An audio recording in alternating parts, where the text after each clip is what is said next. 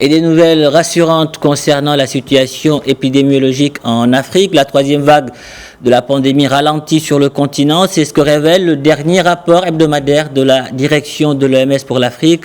Les nouveaux cas enregistrés durant ces 7 derniers jours ont chuté de 23% par rapport à la semaine précédente, ce qui correspond à la plus forte baisse en une semaine au cours des 2 derniers mois. Et pour réagir à cette actualité, nous retrouvons en direct de Brazzaville le docteur Thierno Baldé, responsable adjoint des opérations de riposte à la pandémie de Covid-19 au niveau du bureau régional de l'OMS pour l'Afrique. Bonjour docteur Baldé. Bonjour monsieur.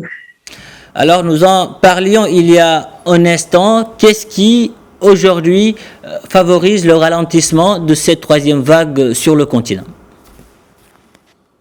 Merci bien pour l'opportunité. Effectivement, nous avons constaté pendant ces dernières semaines une diminution du nombre de cas donc, de COVID-19 et du nombre de décès liés à la COVID-19 dans notre continent, dans notre région. Donc, c'est quelque chose que l'on suit de façon très régulière à travers le bureau régional de l'OMS ici. Et il y a plusieurs facteurs qui viennent concourir donc, à cette situation-là. C'est des efforts conjoints qui sont entrepris donc, par les pays, les États membres en tant que tels, et avec le support additionnel donc des partenaires et en chef de file, évidemment, l'Organisation mondiale de la santé. Cette troisième vague que l'on a observée ici, c'est une vague qui a été très, très importante et très, très meurtrière aussi par rapport aux 2 autres vagues que l'on a vécues auparavant. Elle a été aussi la plus intense parce que même si on constate cette diminution actuellement du nombre de cas, mais nous avons encore un pic qui est très, très élevé. Donc, le nombre de contaminations reste encore élevé, même si on voit une tendance à la baisse. C'est une dynamique qui a commencé donc dans les pays d'Afrique australe, qui par la suite aussi s'est propagée au niveau donc des pays d'Afrique centrale et maintenant beaucoup plus dans les pays d'Afrique de l'Ouest. Mais ce qu'il faut mentionner ici une fois de plus, c'est les efforts concertés qui ont été faits malgré la situation actuellement, par exemple sur la vaccination qui est relativement limitée. Mais c'est quand même encourageant donc de voir ces chiffres-là et nous amène aussi beaucoup plus donc à plus de vigilance pour nous préparer pour les prochaines vagues éventuelles qui pourraient donc se propager en Afrique. Vous l'avez dit, ces derniers chiffres de l'OMS concernant l'Afrique sont rassurants, mais vous êtes certainement d'avis qu'il est trop tôt pour dire que nous sommes tirés d'affaire. Oui, absolument. Je veux dire les conditions que l'on sait ici qui devraient normalement favoriser une plus grande assurance qui constitue définitivement donc la vaccination, la présence donc d'une immunité collective qui ne peut s'obtenir qu'à travers donc une vaccination à très grande échelle. On n'a pas encore rempli ces conditions-là. Donc définitivement, on parle avec beaucoup de prudence. On a observé une tendance à la baisse, mais le nombre de contaminations reste encore très élevé et il y a énormément d'efforts encore à faire donc pour avoir plus de vaccins, mais également donc pour encourager et donner certains moyens aux différentes populations pour pouvoir plus se protéger, adopter ces mesures barrières, parce que pour le moment, c'est ce dont on dispose, et avoir des capacités de prise en charge clinique encore plus près pour pouvoir faire face donc à des pics éventuels dans les prochains mois. N'est pas encore tiré d'affaire, vous l'avez dit. Alors dans ce contexte, faut-il craindre une quatrième vague sur le continent ?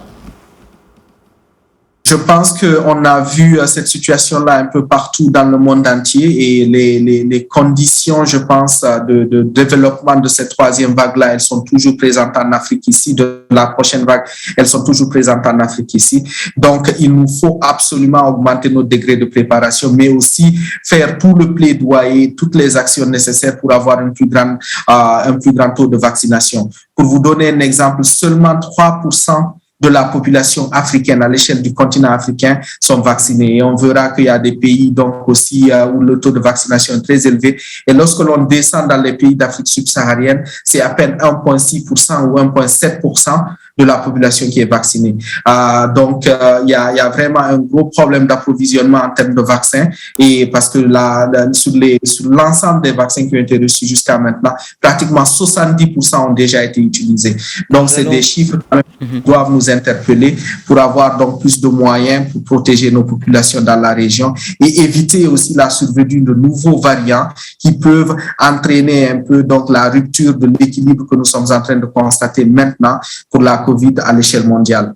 Docteur Baldé, nous allons revenir sur la campagne de vaccination en Afrique, mais avant cela, concernant les variants du virus SARS-CoV-2, vous confirmez que le variant mu n'a pas encore été détecté sur le continent? Oui, sur l'exercice de monitoring que nous faisons, de surveillance donc des variants, de surveillance génomique des variants que nous faisons, en ce moment, le variant mu qui a été beaucoup plus donc découvert du côté donc de l'Amérique latine, notamment en Colombie, n'a pas encore été détecté en Afrique ici. Donc c'est quelque chose que nous suivons avec énormément d'intérêt. L'Organisation mondiale de la santé est une organisation donc à différents leviers, donc y compris à travers donc notre niveau global, le bureau de notre siège au niveau donc de Genève. On suit ça de façon très très rapprochée, donc la surveillance de ce variant-là. Pour le moment, il n'a pas encore été détecté en Afrique. Par contre, il y a des variants d'intérêt, des variants quelque part que nous surveillons aussi. C'est un variant qui est issu donc du variant bêta qui a été plutôt prédominant du côté de l'Afrique du Sud. C'est un variant qui porte le nom un peu barbatif qui est C.1.2, donc qui est en train d'être aussi suivi et donc évalué pour voir un peu son degré de transmissibilité, son degré de sévérité donc sur les personnes. Il y a quelques instants, vous le disiez, la campagne de vaccination est encore possible sur le continent, mais certains pays européens notamment envisagent d'administrer une 3e dose du vaccin à leur population. Recommanderiez-vous cela aux pays africains, à certains pays? Actuellement, je crois que dans une logique un peu d'équité et d'efficacité en matière de santé publique, il nous faut concentrer nos efforts pour avoir le plus de personnes de vaccinées. Je vous l'ai dit, actuellement, dans les pays subsahariens, d'Afrique subsaharienne, 1,6% de la population est vaccinée. Donc, et là, sur nos attentes que nous avions ici à travers l'arrivée de nouveaux vaccins, on s'est rendu compte, on nous a informé que on aura moins de 25% de vaccins qui étaient prévus actuellement, donc d'ici septembre. Et on se rend compte que ça aura un effet majeur. Et une des raisons qui explique cette diminution donc, du nombre de vaccins attendus est l'administration de cette 3e dose-là qui est actuellement en cours dans d'autres pays. Donc, dans un souci d'équité, mais aussi d'efficacité, une fois de plus en matière donc, de santé publique, c'est quelque chose d'important que l'on puisse administrer ces vaccins-là à un plus grand nombre de personnes, surtout les personnes les plus vulnérables qui sont plus susceptibles donc, de développer les formes graves et sévères de cette maladie-là. Docteur Thierno Baldé, merci pour ces précisions. Je rappelle que vous êtes le responsable adjoint de la riposte anti-Covid-19 au niveau de l'OMS Afrique. C'est moi qui vous remercie.